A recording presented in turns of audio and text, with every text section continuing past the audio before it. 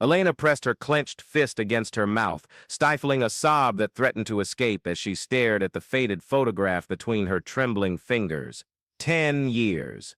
10 years since Daniel and Carmen had simply vanished into the thick mist at the U.S.-Mexico border, taking with them not only their lives but also the child Carmen had been carrying, her first grandchild whom she would never get to know. The private investigator's office smelled of cold coffee and accumulated despair. Yellowed papers covered every available surface, but Elena could only focus on the new piece of evidence Sarah Mendoza had placed before her. A grainy Polaroid of a woman holding a small child, both standing in front of an abandoned gas station in the middle of the Arizona desert. "Are you certain it's her?" Elena whispered, her voice hoarse from years of crying. The woman in the photo had darker, longer hair and a scar running across her left cheek, but the eyes, those deep brown eyes, were unmistakably Carmen's. Sarah adjusted her glasses and nodded gravely. 90% sure. The photo was taken 3 months ago by a trucker who stopped at the station to rest. He said the woman and child looked frightened, as if they were fleeing something. Elena felt the world spin around her. If Carmen was alive, where was Daniel? And why had they never reached out? The abandoned station in the photograph looked like something out of a nightmare: broken windows, rusted pumps, and a faded sign barely legible against the vast, arid expanse. "I have to go there," Elena declared, rising from the cracked leather chair. "Miss Rodriguez,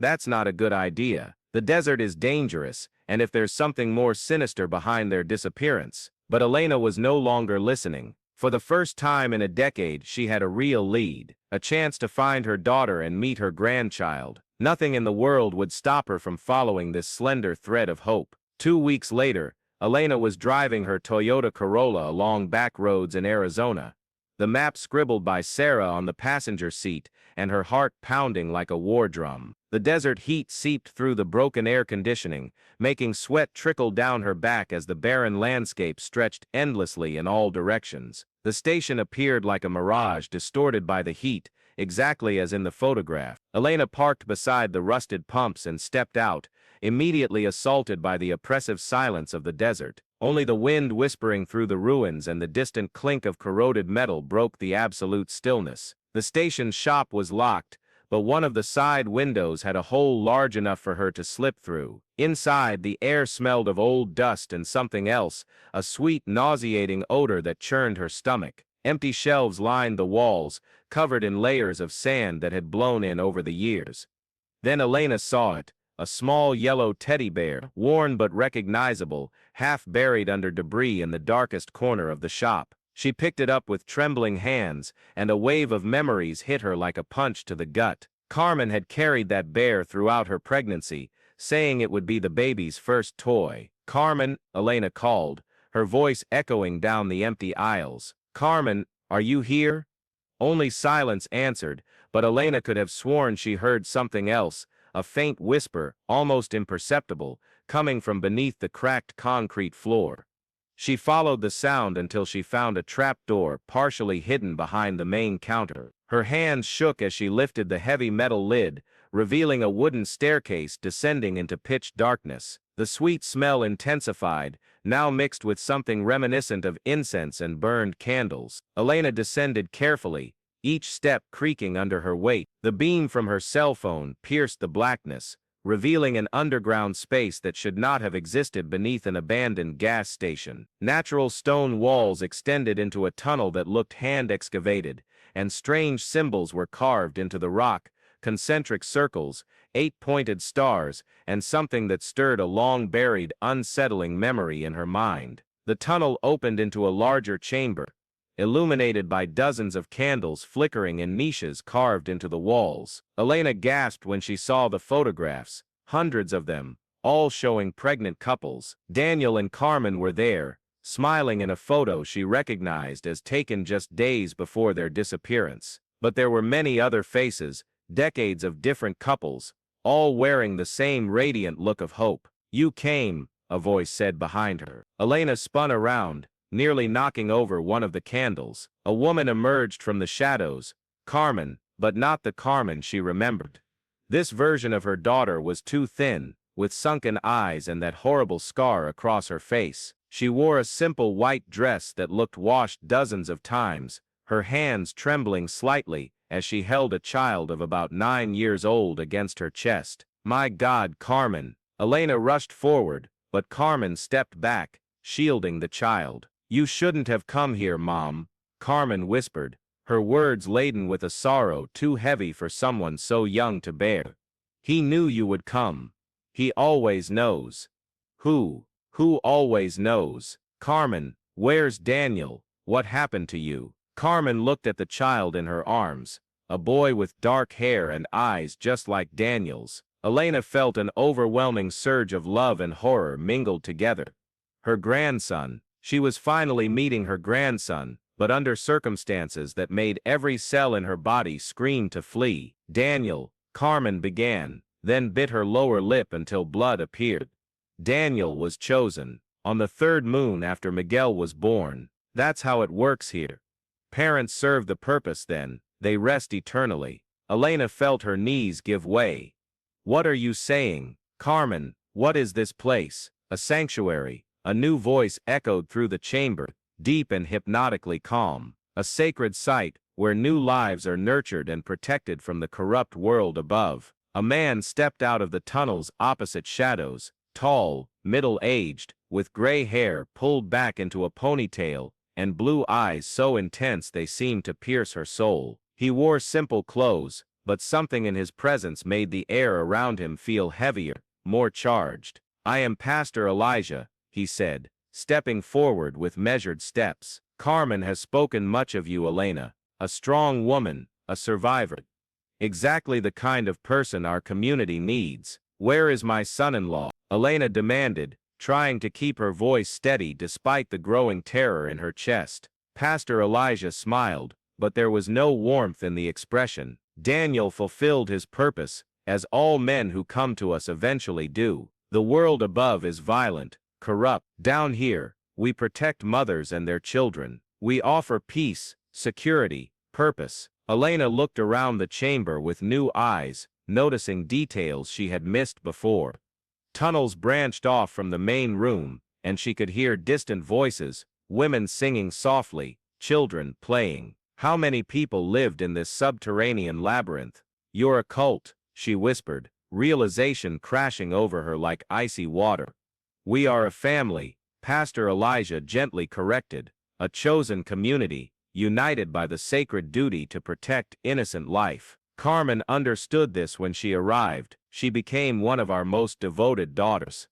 Elena looked at Carmen, desperately searching for a sign of the courageous, independent daughter she had raised. But Carmen's eyes were vacant, glazed with resignation that sent shivers down Elena's spine. "Carmen, listen to me," Elena said urgently. "You don't have to stay here.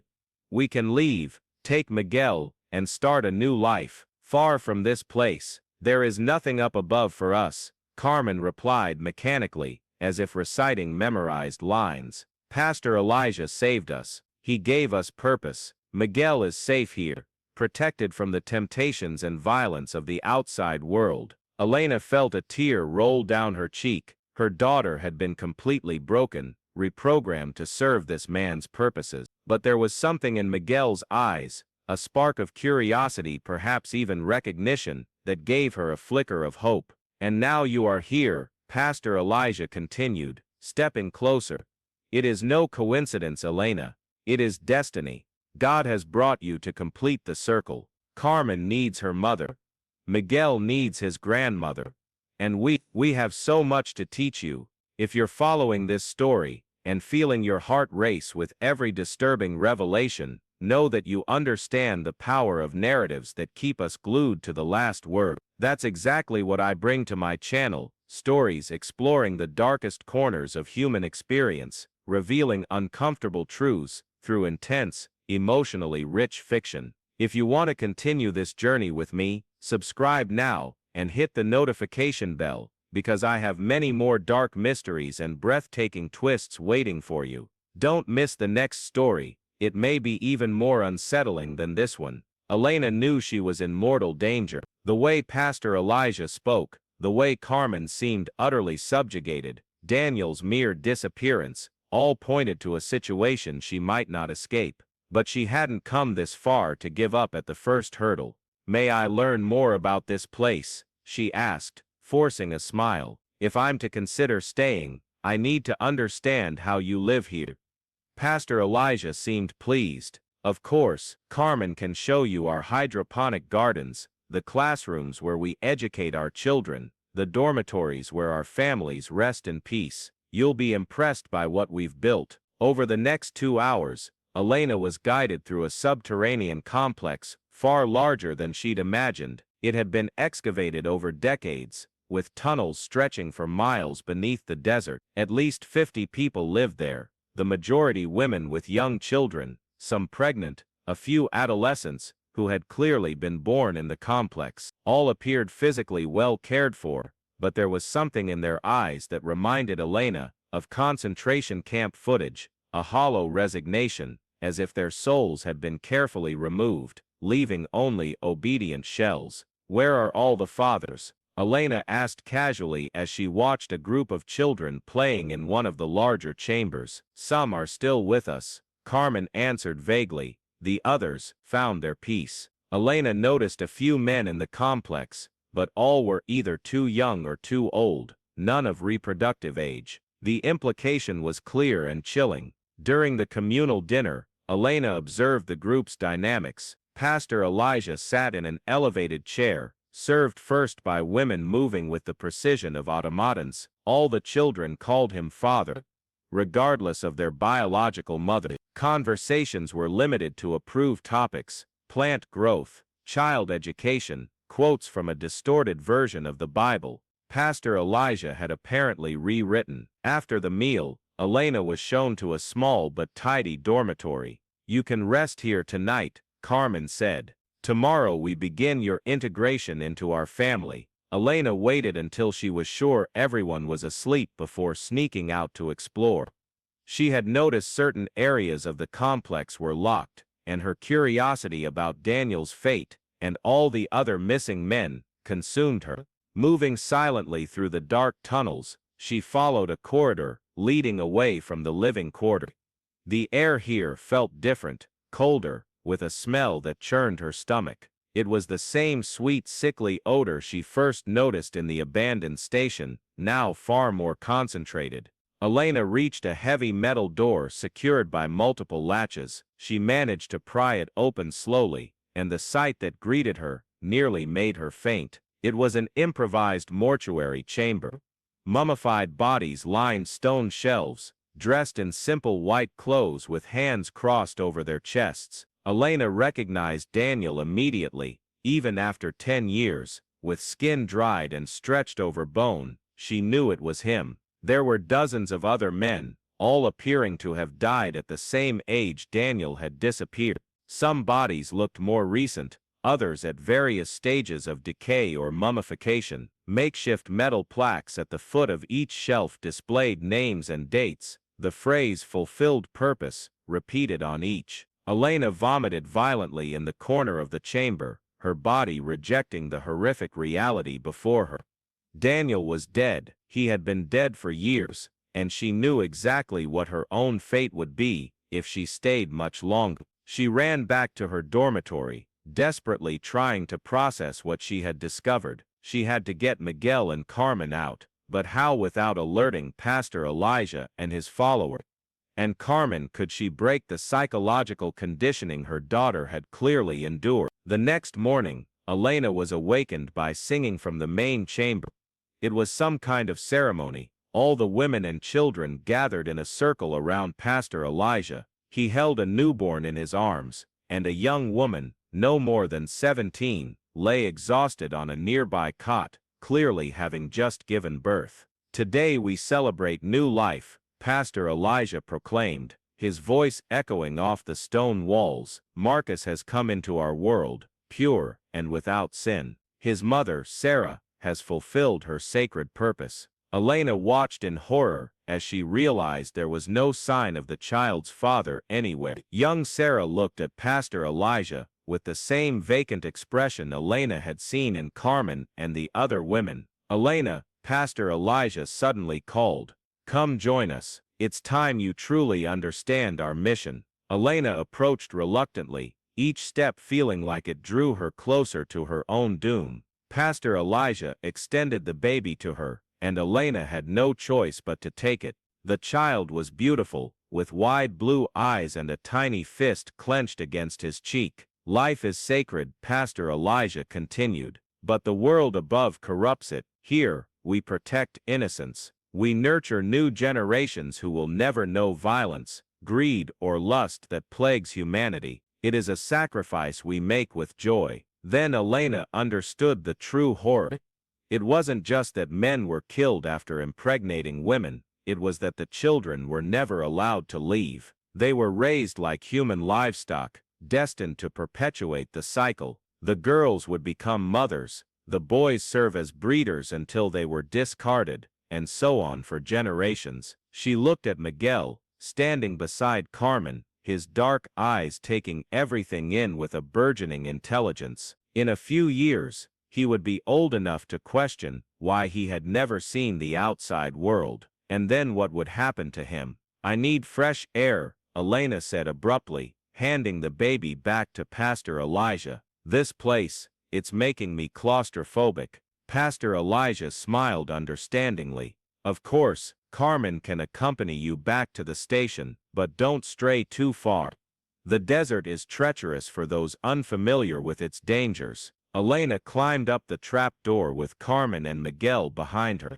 The desert sunlight blinded her momentarily after hours underground, but never had she felt so grateful to feel real warmth on her skin. Carmen, she said urgently once they were alone, we need to talk, really talk. Carmen looked around nervously, as if she expected Pastor Elijah to overhear them even up above. Mom, you don't understand. This place, it saved us. When we arrived, we were lost, hungry, with no money. Pastor Elijah took us in, gave us purpose. Carmen, he killed Daniel, Elena said bluntly. I saw his body. He kills all the men after you have the babies. Carmen shook her head violently. No, no, you're confused. Daniel left. He couldn't handle the responsibility. Pastor Elijah explained that many men do that. Elena realized the depth of the psychological conditioning. Carmen had been made to believe Daniel had abandoned her, not that he was murdered. The truth was simply incompatible with the reality she'd been forced to accept to survive. Miguel, Elena knelt before the boy. Do you remember your father? Miguel glanced at Carmen before answering. Dad left when I was little. Mom said he didn't love me enough to stay. Elena's heart shattered. This boy had been robbed not only of his father, but of the truth about what happened to him. Worse still, he'd been taught that his own father had rejected him. Miguel, what if I told you your father loved you very much, that he died trying to protect you and your mother? Miguel's eyes widened, and Elena saw confusion and longing fight in his expression. Carmen quickly pulled him close. Stop this, Mom, you're confusing him. We have a good life here, we're protected, cared for. Miguel has an education, other children to play with, and when he turns 15, Elena pressed, what happens to him then? Carmen fell silent, but Elena saw fear flash across her eyes before it was swiftly suppressed. Pastor Elijah will decide what's best for him, Carmen finally said. Elena knew she was running out of time. Anyone could come up to check on them at any moment. She needed to make a decision that would change everything, and she needed to make it now. Carmen, my daughter, I love you more than my own life, she said, taking Carmen's hands in hers. And that's why I'm going to do something you'll hate now, but thank me for one day. Elena scooped Miguel into her arms and sprinted toward her car. Carmen screamed after her, but Elena was faster and had the element of surprise. She tossed Miguel onto the back seat and started the engine as Carmen pounded on the passenger window. Mom, no, you don't understand. They'll find us. They always find us. Elena stomped on the accelerator, leaving a cloud of dust behind as she sped away from the abandoned station.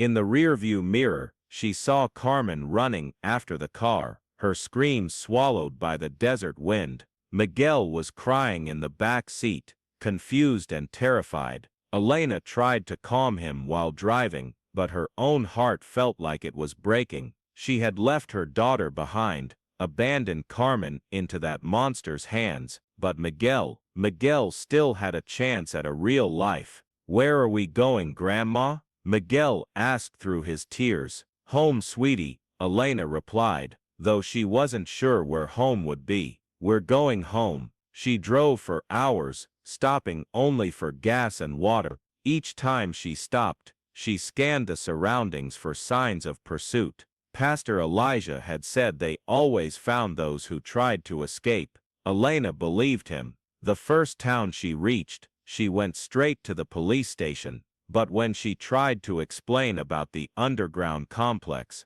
the mummified bodies, the religious cult, the officer looked at her as if she were insane. "Ma'am, the station you're describing has been investigated many times over the years.